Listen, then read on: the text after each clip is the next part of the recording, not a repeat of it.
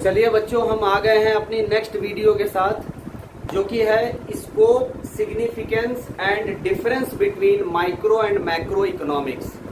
तो सबसे पहले हम डिस्कस करेंगे स्कोप ऑफ मैक्रो इकोनॉमिक्स।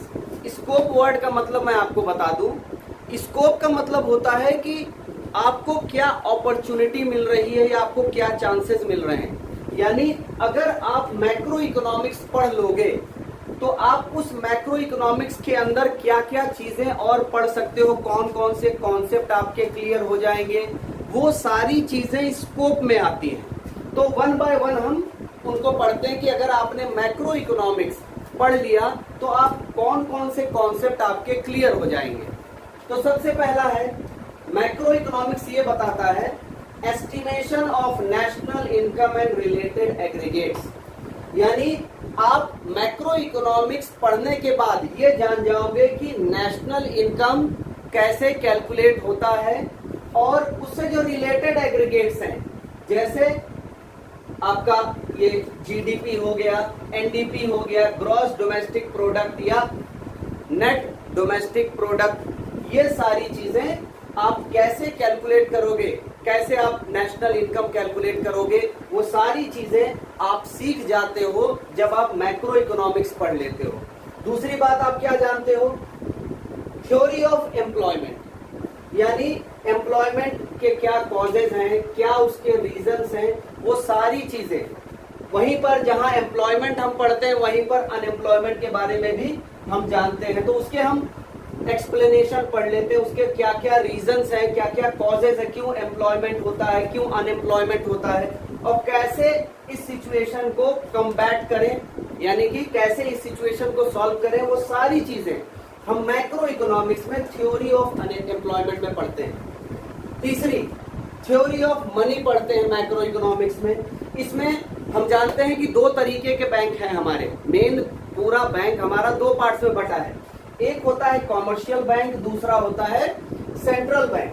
तो कॉमर्शियल बैंक कैसे मनी क्रिएट करता है, सेंट्रल बैंक के क्या रोल है, ये सारी चीजें आप मैक्रो इकोनॉमिक्स में पढ़ते हो। चौथी चीज, theory of general price level and inflationary and deflationary gap. यानी इसमें आप ये पढ़ते हो कि जनरल प्राइस लेवल क्या होना चाहिए, प्राइस बहुत ज्यादा हाई भी नहीं होना चाहिए, प्राइस बहुत ज्यादा कम भी होना नहीं चाहिए, और ये इन्फ्लेशनरी और डिफ्लेशनरी गैप क्या होता है, ये आप आगे चल के डिटेल में स्टडी करोगे कि इन्फ्लेशनरी गैप होता क्या है, वो कैसे जनरेट होता है, उसके क्या क्या ग्राफ हैं, क्या क्या डायग्राम है, वो आगे वीडियोज में आप पढ़ोगे। नेक्स्ट है role of government budget. Government budget है जो सरकार साल के अंत में यानी फरवरी में एक बजट तैयार करती है और उसमें वो अपने पिछले साल के सारे खर्चे और आगे वो क्या क्या करेगा, वो सारी चीजें उस बजट में बताता है। तो वो सारी चीजें भी आप सीखते हो अगर आप मैक्रो इकोनॉमिक्स पढ़ रहे हो। नेक्स्ट है सबसे last, exchange rate and balance of payment. आप जानते हो कि जब भी हम फॉरेन कंट्रीज में जाते हैं तो हम अपने रुपीस को उस फॉरेन कंट्री के डॉलर्स में या रियाल में हम कन्वर्ट करते हैं। वो सारी चीजें भी आप कैसे कन्वर्ट करें, क्या रेट है, क्या डिटर्मिनेशन है, वो सारी चीजें आप इसी मैक्रो इकोनॉमिक्स में पढ़ते हो। और किस तरह से balance of payment, balance of payment का मतलब है यानी कि हमारे अगर कंट्री से पैसा जा रहा है तो उतना ही पैसा हमारी कंट्री में आ भी जाए जिससे कि हमारा बैलेंस बना रहे। ये नहीं कि इनकम कम हो रही है, खर्चे बहुत ज्यादा हो रहे हैं तो हमारा जो बैलेंस ऑफ पेमेंट है वो डिसबैलेंस हो जाएगा, हमारी इकोनॉमी लॉस में जा सकती है। इसलिए हमें मैक्रो इकोनॉमिक्स पढ़ना बहुत जरूरी है। जब हम मैक्रो इकोनॉमिक्स पढ़ेंगे तो ये सारी चीजें हमें आ जाएंगी। पहला क्या, हमें नेशनल इनकम कैलकुलेट करना आ जाएगा, उससे रिलेटेड जो कॉन्सेप्ट है वो हमें समझ में आ जाएंगे। दूसरा, एम्प्लॉयमेंट कैसे जनरेट होता है, अनएम्प्लॉयमेंट कैसे आता है, वो आप सीख लोगे।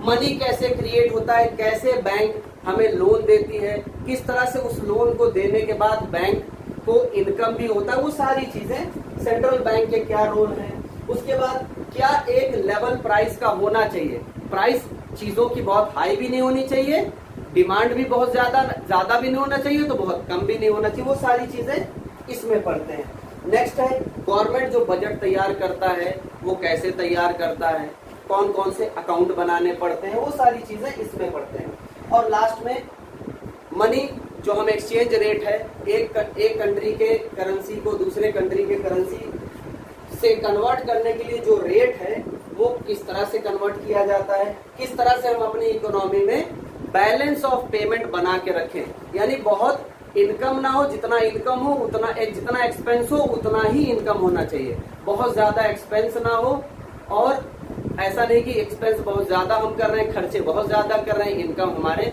कम है। तो वो सारी चीजें इसी को कहते हैं स्कोप ऑफ मैक्रो इकोनॉमिक्स, यानी मैक्रो इकोनॉमिक्स पढ़ने के बाद आप ये बहुत सारी चीजें जान जाएंगे। तो आपको क्लियर हो गया होगा ये वीडियो, तो आप इसे नोट कर लें। टॉपिक है हमारा significance of macro economics. Significance का मतलब पहले बेटा आप लोग जान लो। सिग्निफिकेंस का मतलब होता है इंपॉर्टेंस, यानी कि जब आप मैक्रो इकोनॉमिक्स पढ़ते हो तो मैक्रो इकोनॉमिक्स पढ़ने के क्या इंपॉर्टेंस है, यानी कि मैक्रो इकोनॉमिक्स पढ़ने के बाद आप क्या क्या चीजें जान सकते हो। तो चलिए पहले देखते हैं। पहला आपको पता चलेगा डिस्क्रिप्शन ऑफ इकोनॉमी, अपने इकोनॉमी के बारे में डिस्क्रिप्शन यानी जानकारी। पहली चीज, जब आप नेशनल इनकम, जैसे एग्जांपल के रूप में ये दो बातें ले ली गई हैं कि अगर आप नेशनल इनकम लेसन पढ़ते हो इसमें, तो नेशनल इनकम अगर पढ़ते हो तो उससे आपको क्या पता चलेगा, उससे आपको पता चलेगा nature and level of economic activity in the economy, यानी कौन कौन सी इकोनॉमी हो रही है, कौन कौन सी एक्टिविटी हो रही है और किस लेवल की एक्टिविटी हो रही है। फाइनेंशियल एक्टिविटी हो रही है, नॉन फाइनेंशियल एक्टिविटी हो रही है, ठीक। तो नेशनल इनकम जब आप पढ़ोगे तो उससे आपको एक्टिविटीज के बारे में पता चलेगी कि कौन सी एक्टिविटी हो रही है। इसी तरीके से दूसरा एग्जांपल, जैसे आप मैक्रो इकोनॉमिक्स, अनएम्प्लॉयमेंट भी एक टॉपिक है, उसके बारे में पढ़ोगे तो आपको यह पता चलेगा कि अनएम्प्लॉयमेंट होता क्या है, अनएम्प्लॉयमेंट के क्या क्या कॉजेज हैं और कैसे उन चीजों को हैंडल किया जाए। तो ये फायदा है मैक्रो इकोनॉमिक्स पढ़ने का। तो पहला फायदा डिस्क्रिप्शन ऑफ इकोनॉमी, इकोनॉमी के बारे में आपको कई सारी जानकारियां मिल जाती हैं। दूसरा, road map of growth and development, यानी कि मैक्रो इकोनॉमिक्स पढ़ने के बाद आपको यह पता चल जाएगा कि कौन कौन से प्रोग्राम्स हैं, कौन कौन सी पॉलिसीज हैं जो गवर्नमेंट अप्लाई करता है जिससे कि ग्रोथ और डेवलपमेंट हो सकता है अपनी इकोनॉमी का। अगर मैक्रो इकोनॉमिक्स आप नहीं पढ़ते हो तो इन चीजों को आप नहीं जान पाओगे कि किस तरह से ग्रोथ हो सकता है इकोनॉमी का, किस तरह से डेवलपमेंट हो सकता है, कौन कौन से प्रोग्राम्स और पॉलिसीज गवर्नमेंट इंप्लीमेंट कर रही है। तो वो सारी चीजें आप मैक्रो इकोनॉमिक्स के अंदर जानते हो। तो ये दूसरा इंपॉर्टेंस है। तीसरा importance economic stability. Economic stability का मतलब आप समझ लीजिए, जैसे हमारे इकोनॉमी में आउटफ्लो ऑफ मनी ज्यादा है। आउटफ्लो का मतलब है जैसे इजीली अवेलेबल है मनी, आसानी से बैंक से लोन मिल जा रहा है, लोगों के हाथ में खूब सारे पैसे हैं, वो कहीं ये चीज डिमांड कर रहे हैं, कहीं जमीनें खरीद रहे हैं, इसे कहेंगे कि बहुत ज्यादा आउटफ्लो है मनी का। और कभी कभी होता है कि बहुत कम इनफ्लो आउटफ्लो होता है, यानी लोगों ने अपने पैसे को बैंक में रखा है, बहुत ज्यादा वो खर्च नहीं कर रहे हैं। तो दोनों सिचुएशन सही सिचुएशन नहीं होती। क्या होती है सही सिचुएशन? हमारे इकोनॉमी में इकोनॉमिक स्टेबिलिटी होनी चाहिए, बहुत ज्यादा मनी फ्लो भी ना हो और बहुत कम भी मनी फ्लो ना हो।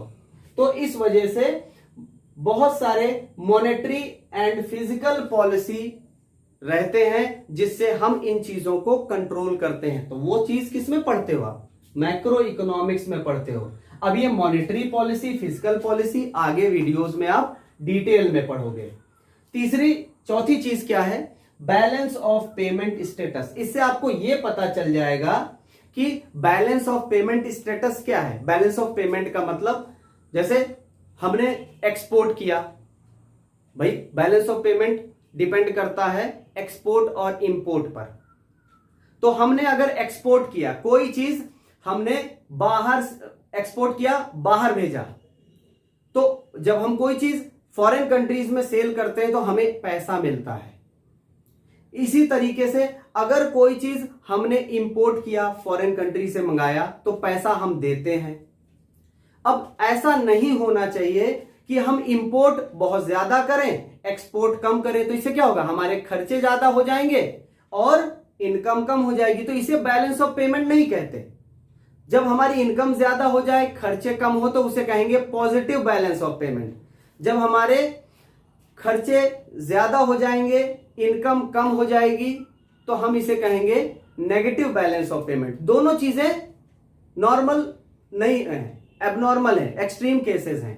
तो हमें क्या चाहिए, हमें बैलेंस ऑफ पेमेंट हमारे इकोनॉमी में होना चाहिए, यानी बहुत ज्यादा एक्सपोर्ट भी ना करें, बहुत ज्यादा इंपोर्ट भी ना करें। अब ये पता चलता है कैसे, जब आप मैक्रो इकोनॉमिक्स पढ़ते हो, बैलेंस ऑफ पेमेंट पढ़ते हो, तो इससे आपको ये पता चलता है कि बैलेंस ऑफ पेमेंट स्टेटस क्या है हमारी इकोनॉमी का।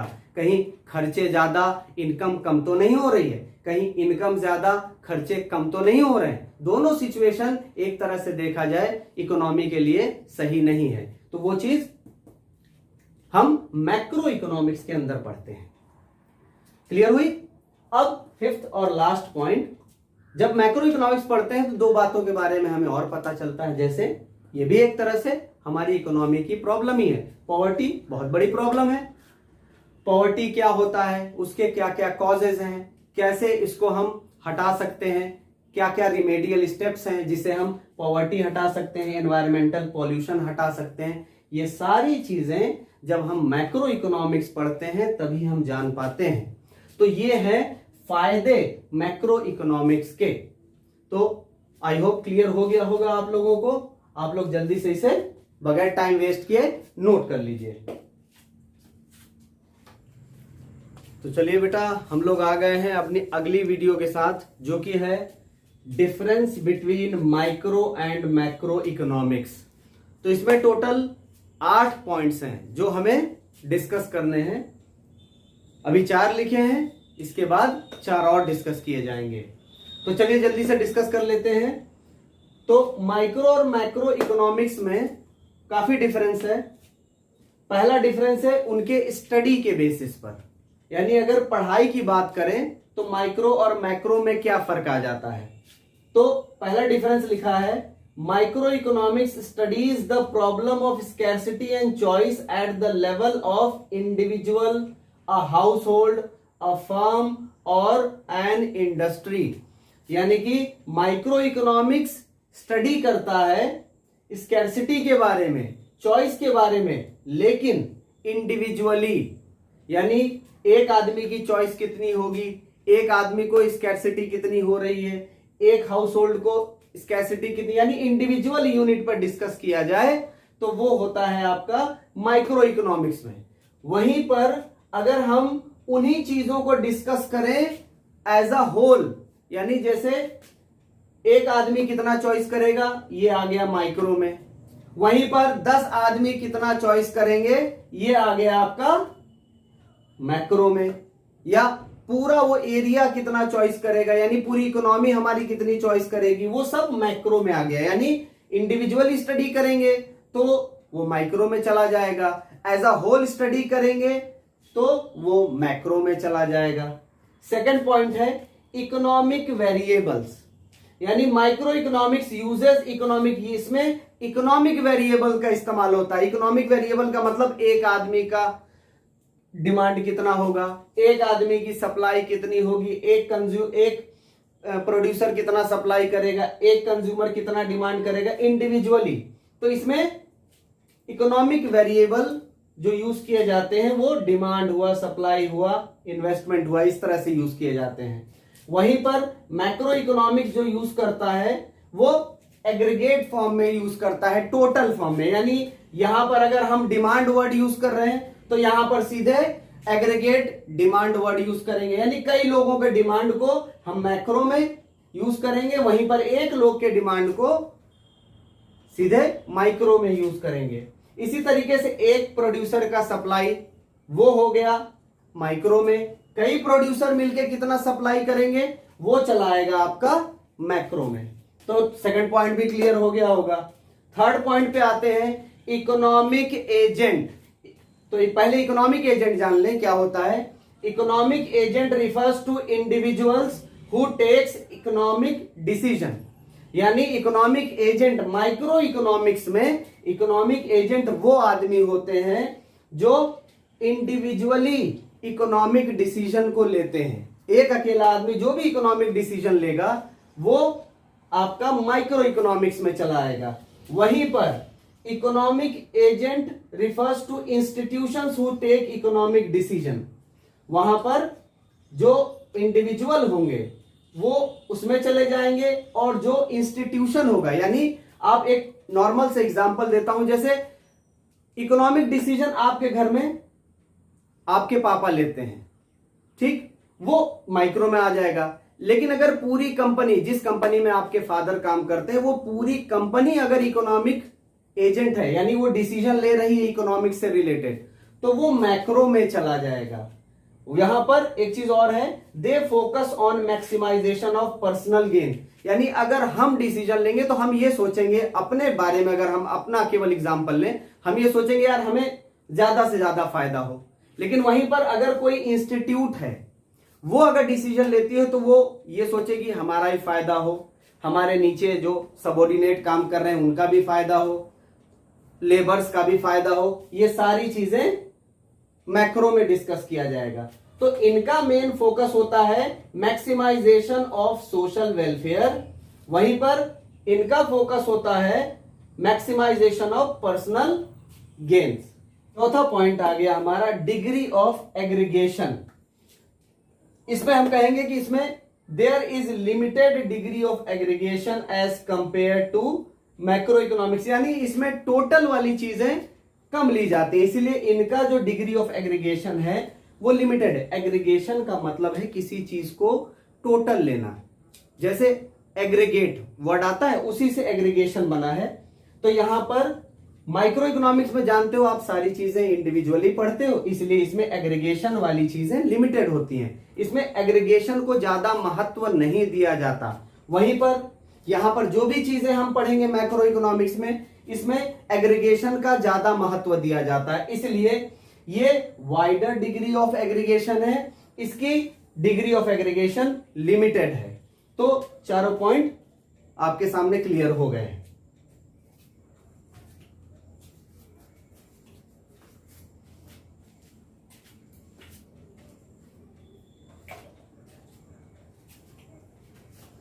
पांचवा पॉइंट है different set of assumptions. Different set of assumptions का मतलब यह है कि माइक्रो के अजम्पशंस कुछ अलग हैं तो मैक्रो के अजम्पशंस कुछ अलग हैं। जैसे इसमें लिखा है कि certain variable are assumed to be constant. कभी कभी माइक्रो इकोनॉमिक्स से कुछ वेरिएबल कांस्टेंट माने जाते हैं, तो मैक्रो में कुछ चेंज होते रहते हैं। इसी तरीके से मैक्रो इकोनॉमिक्स में कुछ चीजें आपके कांस्टेंट है तो माइक्रो में चेंज होते रहते हैं। एक फिक्स एक वेरिएबल, इस तरह से आपका डिफरेंट सेट ऑफ अजम्पशंस है। ये फिफ्थ डिफरेंस है आपका। नेक्स्ट है सेंट्रल इशू। सेंट्रल इशू का मतलब है सबसे इंपॉर्टेंट चीज, कि माइक्रो इकोनॉमिक्स में सबसे ज्यादा खास बात यह है कि इसमें एलोकेशन ऑफ रिसोर्सेस पर फोकस किया जाता है। एलोकेशन मतलब रिसोर्सेस को जगह जगह बांटना या उस जहां का रिसोर्सेज है वहां तक पहुंचाना। Allocation of resources is the central issue in micro economics. यानी कि रिसोर्सेज को बांटना ही माइक्रो इकोनॉमिक्स का मेन एम होता है, सेंट्रल इशू है, सबसे जिस पर ज्यादा फोकस किया जाता है। वहीं पर determination of overall level of output and employment is the central issue of macro economics. यानी कि लेवल ऑफ आउटपुट का डिटर्मिनेशन, कितना टोटल प्रोडक्शन हो रहा है, कितने लोग एम्प्लॉयड हैं, इस बारे में पता लगाना, डिटरमाइन करना, उसको निर्धारित करना ही मैक्रो इकोनॉमिक्स का मेन इशू होता है। नेक्स्ट है मेथड्स ऑफ स्टडी। तो इसमें देखिए माइक्रो इकोनॉमिक्स में method of study in micro economics is often described as partial equilibrium analysis. यानी कि जैसे कई सारे मार्केट हैं, एक कमोडिटी मार्केट हो गया, एक लेबर मार्केट हो गया, एक कैपिटल मार्केट हो गया, तो इन सभी में इक्विलिब्रियम की जरूरत नहीं है। किसी एक मार्केट में भी अगर इक्विलिब्रियम आ गया तो माइक्रो इकोनॉमिक्स के अंदर आ जाता है। लेकिन मैक्रो में अगर हम स्टडी करेंगे तो सभी मार्केट में इक्विलिब्रियम होना चाहिए। सिंपल इक्विलिब्रियम का मतलब यह होता है पॉइंट ऑफ सेटिस्फैक्शन, यानी जहां पर जिस पॉइंट पर आपको सबसे ज्यादा सेटिस्फैक्शन मिले वो पॉइंट इक्विलिब्रियम पॉइंट होता है। तो यहां पर पार्शियल इक्विलिब्रियम एनालिसिस किया जाता है। पार्शियल इक्विलिब्रियम एनालिसिस यानी कि कई सारे मार्केट में किसी एक मार्केट में भी अगर इक्विलिब्रियम है तो वो माइक्रो इकोनॉमिक्स के अंदर आ जाएगा। वहीं पर मैक्रो में हर मार्केट में इक्विलिब्रियम होना चाहिए। ये आपका 7th पॉइंट है। और 8वां और लास्ट पॉइंट है माइक्रो एंड मैक्रो पैराडॉक्स। यानी कि जरूरी नहीं है कि जो चीज माइक्रो लेवल पे सही हो, जो चीज एक आदमी के लिए सही हो, वो सारे आदमी के लिए सही हो। तो उसमें एक एग्जाम्पल लिखा गया है कि मान लीजिए जैसे एक आदमी है, अगर हम माइक्रो लेवल पे सोचे तो एक आदमी है, अगर वो आदमी बचाएगा, कमाएगा, खूब बचाएगा तो वो आगे अपने भविष्य को अच्छा कर सकता है। लिखा है if individual saves he adds to his future prosperity. यानी अगर एक आदमी सेव करने की आदत डालता है तो वो अपने भविष्य को बहुत अच्छा कर सकता है। लेकिन यही सोच सारे लोग रखें, if all people of the economy saves, तो वो चीज इकोनॉमी को गरीबी की तरफ ढकेल सकता है। क्योंकि सारे लोग सोचेंगे तो लेस इन्वेस्टमेंट होगा, कम पैसा वो खर्च करेंगे, कम डिमांड करेंगे तो कम प्रोडक्शन होगा, कम प्रोडक्शन होगा तो फिर कम एम्प्लॉयमेंट लोगों को रखेंगे, ज्यादा लोग प्रोडक्शन करेंगे नहीं, ज्यादा प्रोडक्शन होगा नहीं तो एम्प्लॉयमेंट यानी लोगों को कंपनी से निकालने लगेंगे कि भाई आपकी जरूरत नहीं है, इतना हमारे पास डिमांड है नहीं, तो आप आधे लोग आप जाइए बैठिए और बाकी आधे लोगों से मैं प्रोडक्शन करवा दूंगा जितना डिमांड है। और आधे लोग क्या हो गए, बेरोजगार हो गए। बेरोजगार होगा तो हमारी इकोनॉमी प्रोग्रेस की तरफ नहीं बढ़ेगी और पॉवर्टी की तरफ बढ़ेगी। तो इस तरह से जरूरी नहीं है कि जो माइक्रो इकोनॉमिक्स में सही है वही मैक्रो इकोनॉमिक्स में सही हो। जो एक आदमी के लिए सही है वो सारे आदमियों के लिए सही हो। तो ये आपको 4 पॉइंट और थे, ये आपको चारों पॉइंट क्लियर हो गए होंगे, तो आप इसे देख लीजिए।